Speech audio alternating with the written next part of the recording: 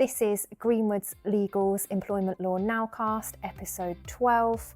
This is the one about a positive approach to neurodiversity in the workplace. Enjoy the podcast.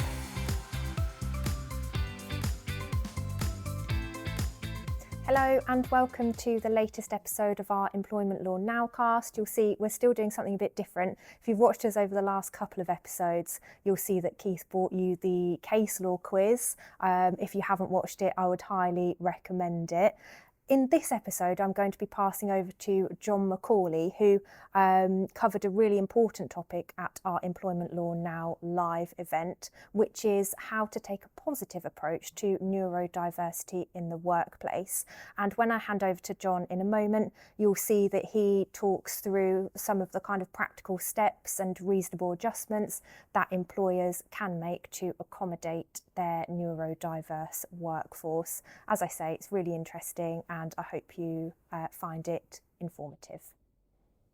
My name's John Macaulay. I'm head of the employment department at Greenwood's. I know obviously many of you in the room, but welcome to all of you. I hope you've enjoyed the first part of our session.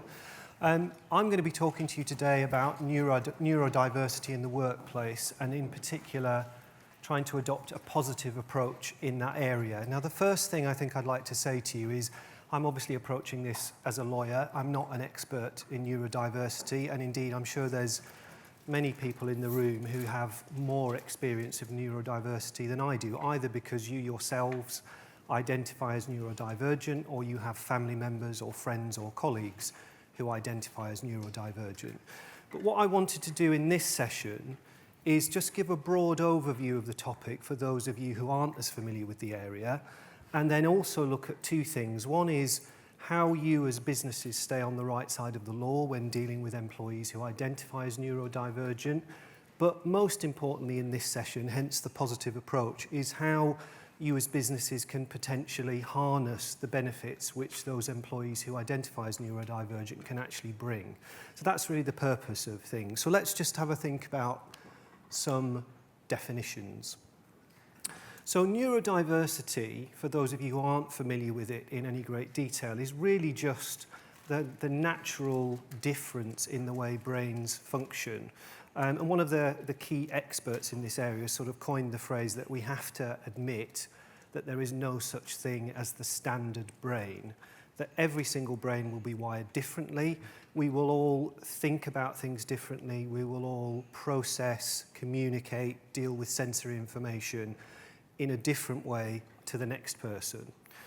So that's kind of one of the key points to begin with. Now, I think when most people think about neurodiversity, and certainly historically the way I've looked at it, is probably we think about neurodiversity and we think about some of the conditions that are mentioned on the screen. So things like autism spectrum disorder, attention deficit hyperactivity disorder or ADHD, dyslexia, dyspraxia, Tourette's syndrome, those sorts of things are probably the kind of things we think about immediately when we think about neurodiversity. And it is the case that obviously there will be people, groups of people, who will process information and think in a certain way which is similar to each other, and as such they may identify as being in one of those groups. And that normally comes about as a result of some form of medical diagnosis, and they will then actively identify as neurodivergent. So clearly they will be encompassed within that whole idea of neurodiversity. But one of the key things that I think came to me when I was looking at this subject is that the idea of neurodiversity is far broader than that, because it actually encompasses every single person in your organisation, because every single person is an example of neurodiversity, because we all think and process information differently. So actually when you're looking at how you positively approach neurodiversity, so in other words this whole idea of neuro-inclusion, which is the concept of as an organisation you actively think in every interaction about the different ways in which people process information, learn, etc. If you do that, not only does it potentially bring massive benefits for those employees who actively identify as neurodivergent, but actually it's something that potentially impacts your entire workforce. So I think there's a huge amount of benefit that can actually be gained by looking at this in a positive way. So why is it important? Well, as I say, lots of benefits to be gained, but particularly in terms of those who identify as neurodivergent, we're talking about huge numbers of people. So between 15 and 20% of people in the UK are neurodivergent. And on the screen, we've got some statistics there in terms of particular groups. So 10% of the population may have dyslexia, so that's up to 2 million people, and 4% of the population at the severe end of that dyslexia continuum, 6 to 8% with dyspraxia, 10% with ADHD, and 1 to 2% with autism, so 700,000 people. So that's a lot of people that we're talking about. And according to statistics from the National Autistic Society, only 16% of autistic adults are in full-time paid employment, so that's a very small percentage, and 45% of people have lost or left their job because of challenges caused by autism. So the statistics there paint a picture of there's a huge pool of people, a huge pool of potentially untapped talent that is available for you and your organisations to harness, and also that currently businesses are not doing as much as perhaps we could in order to make sure that we are not only harnessing that talent but supporting those individuals. So that's kind of the background in relation to where we currently are. So what are the benefits of, for your business of actually harnessing the power of neurodiversity?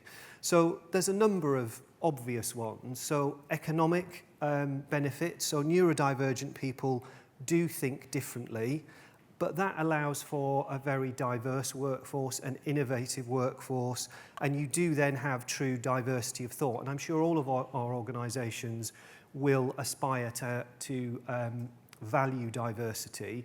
So this is neurodiversity by the whole definition is about how people are different. So if you really embrace this, it's about making sure that you can take the benefit of that in its widest possible sense. And one of my colleagues had a comment made by from a LinkedIn post that she'd put on social media about her son being diagnosed with ADHD. And one of her colleagues had said that they work for a life sciences business and they have an incredible amount of neurodiversity amongst their people with a really high proportion in scientific tasks. It's amazing to see how the workplace is adapting to ensure that we listen to our employees and tailor our workspaces, meetings, communication, development, and even working hours to ensure that the people feel like they belong and can perform at their best. So it was a really specific example of how in that particular industry, with the tasks that those individuals do, those neurodivergent individuals were actually a real benefit for that business. Now, obviously, you will all be in different industries. The extent to which particular types of individual will flourish in those industries will be different. But it just demonstrates that there are opportunities to really harness that potential. So sustainability as well, it provides access to hidden pools of talent, reduces potential talent turnover. And then we've got the sort of obvious societal impact drivers. So the moral one, I think we would all agree that empowering diversity is the right thing to do, and making an impact that matters is increasingly really, really important from a business perspective in terms of how you approach hiring, how you approach your customers, all of that kind of stuff is becoming increasingly important. I mentioned the strengths of neurodivergent employees. So being neurodivergent does not in any way affect intelligence. And in fact, neurodivergent employees may exhibit some really specific strengths that others do not. So being innovative, self-motivated, detail-oriented and resilient. And then we've obviously got the general diversity and inclusion driver. So with diversity inclusion, we've got a strong correlation with mental health. Again, something that's increasingly talked about, increasingly important. And then just a point about diversity in terms of gender. The statistics suggest that neurodiversity, on the one hand, is more undiagnosed in females, But also there are statistics that suggest that those who do identify as neurodivergent, males are less likely to tell their employer that that is the case. So there is also a sort of gender issue here in terms of how you deal with your employees. So all of that, if you think about all of those benefits, it makes it worthwhile in terms of considering how you approach this in a proactive way.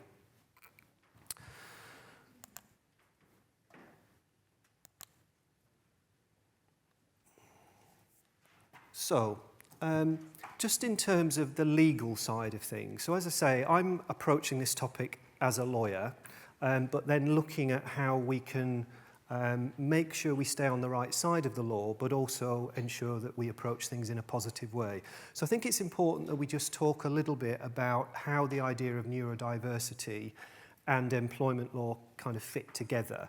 So the first question is neurodiversity covered by the Equality Act 2010?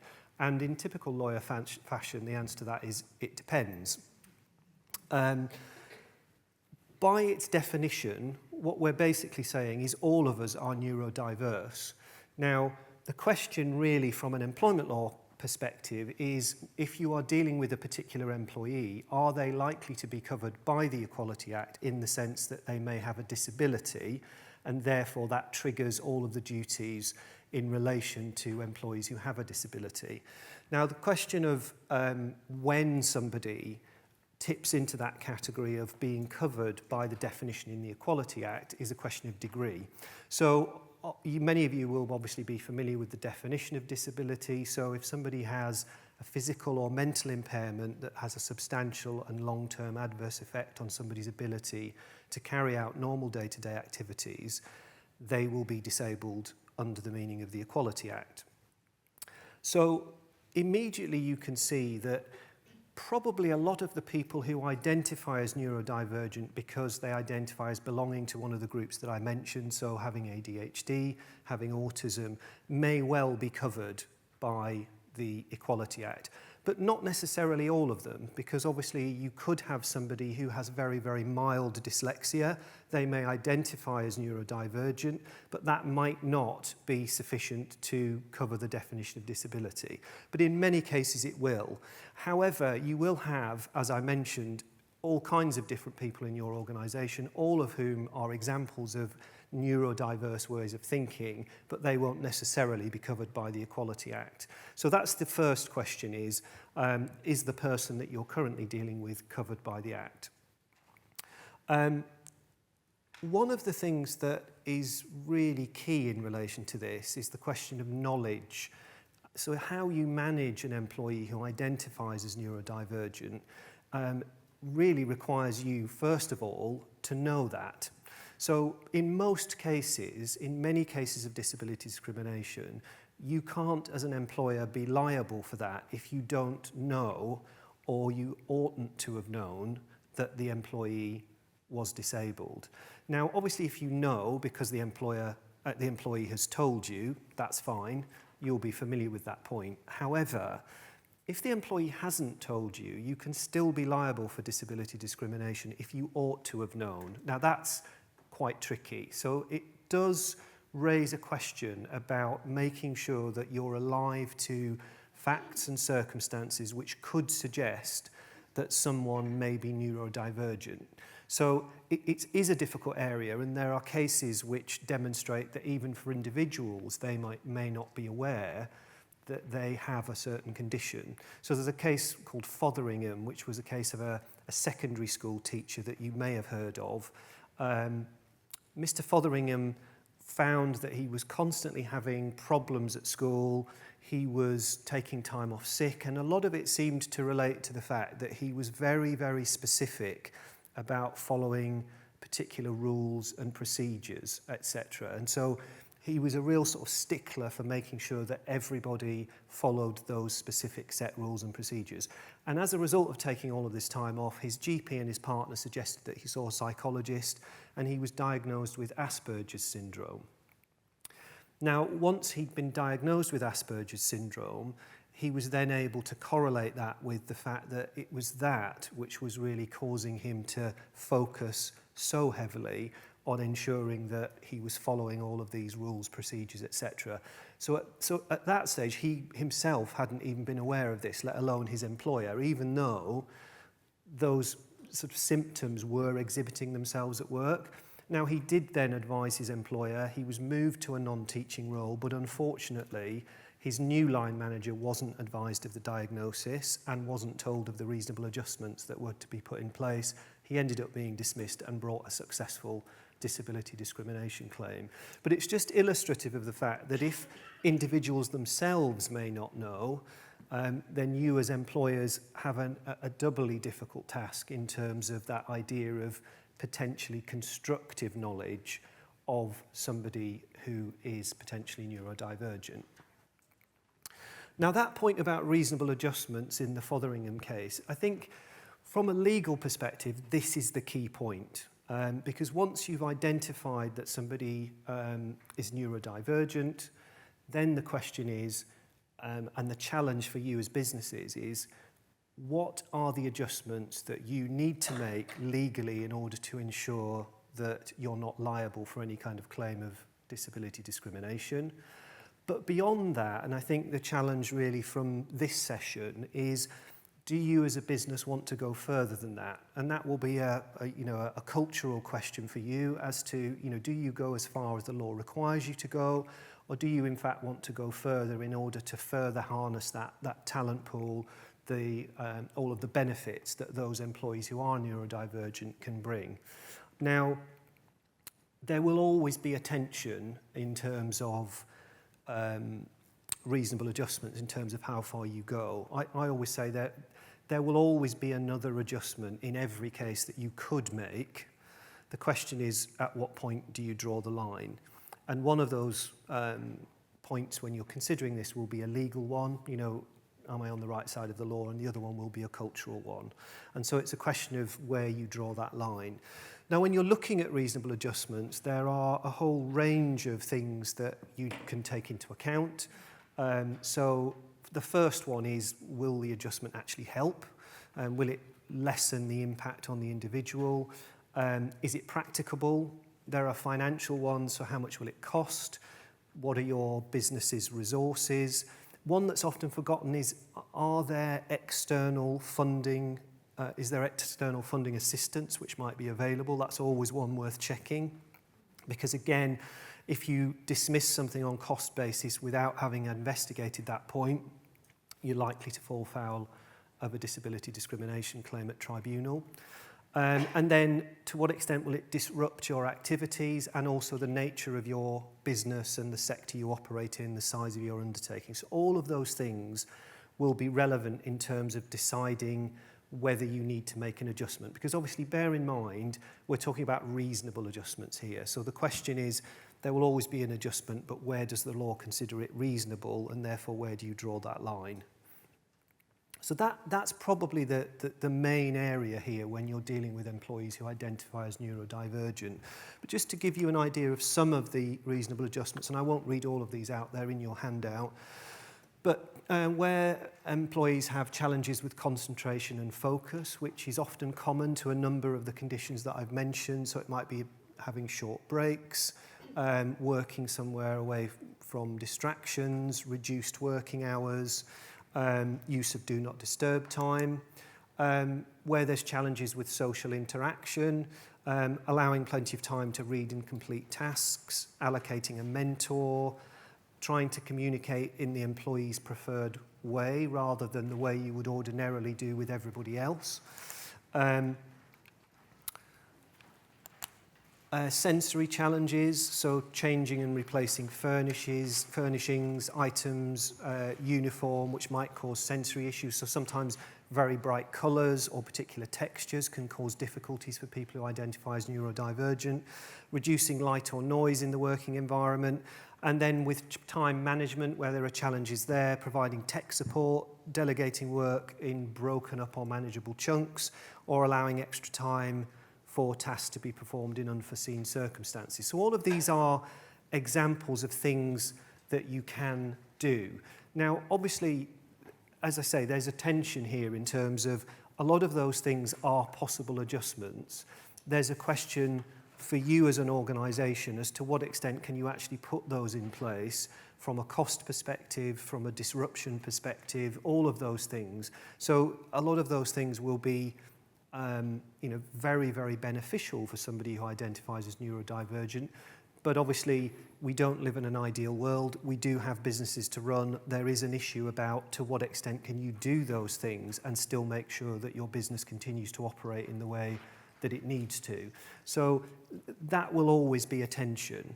But it's important just to be aware of the things that you can do so that at least you can give those proper consideration.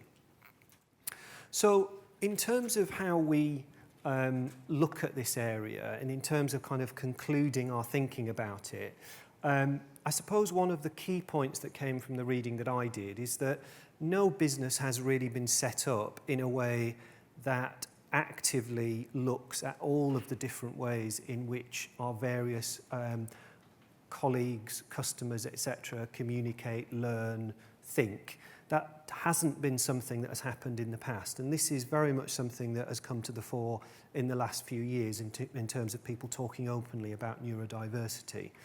So the CIPD worked with a particular organisation to do a survey recently, which is a 2024 survey, where they went out and spoke to quite a large sample of individuals and businesses and looked at how they were approaching neurodiversity. And they came up with a series of principles, which are probably the ones that I'd want to leave you with this morning. So first of all, their first key principle was, and this is probably common to a number of the areas that you will approach as HR professionals, which is your starting point is where are we as an organisation now? How do we approach neurodiversity? And an action plan for what we want to do next. So being very honest about our position as it currently stands.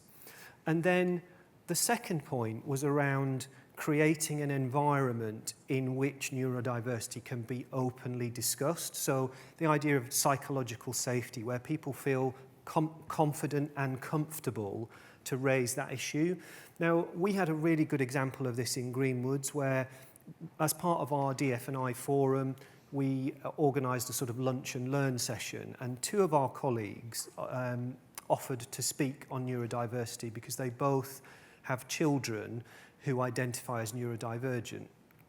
Now, it was really well attended and we had a fantastic discussion about all of this, but what was really powerful is that one of our colleagues during that session voiced the fact that they also identified as neurodivergent in front of their colleagues, and the whole session for me sitting there really took on a whole new level. It kind of moved up a level because we'd created an environment where somebody felt able to share that when I think it wouldn't have happened previously. So it was a really powerful example of how having those conversations and creating that environment, and there's a huge lot more that we need to do as an organisation, but it was a really good example of how you can try and create that environment and allow people to speak out, and then the conversation can be more free-flowing.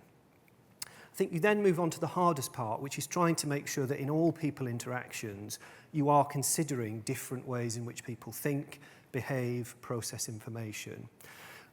Then I think one of the further principles, or one of the key ones, is by its definition, we're talking about the fact that everybody is different.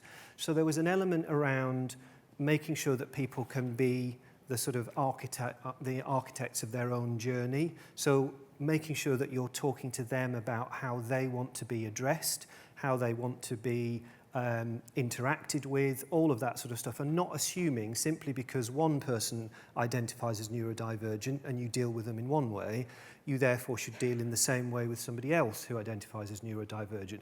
And this is one of the challenges because, no matter what you do, there will always be somebody else who looks at things in a slightly different way. And so it's about being very flexible in the way you approach things. Flexible working was another key principle. Again, by definition, flexible working is really important here because it allows that flexibility between different people in terms of the way that they work.